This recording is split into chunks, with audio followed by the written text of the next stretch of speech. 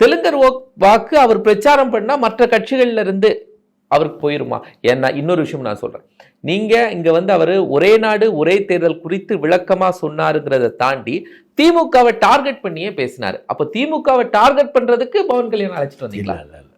அப்படி புரிதல் பண்ணிக்க கூடாது. நம்ம அதில் அவங்க என்ன சொன்னாங்கன்னா, அவங்க பழைய அவங்க கலைஞரோட ஸ்டாண்டுக்கும் இப்போ இருக்க முதலமைச்சர் ஸ்டாலினோட ஸ்டாண்டுக்கும் ஏன் இவ்வளோ வேற்றுமை இருக்குன்னு தான் சொன்னார். அவர் எடுத்த ஸ்டாண்டை ஏன் இவர் எடுக்கலேன்னு சொல்லும் போது திமுக ரெஃபர் பண்ணார்.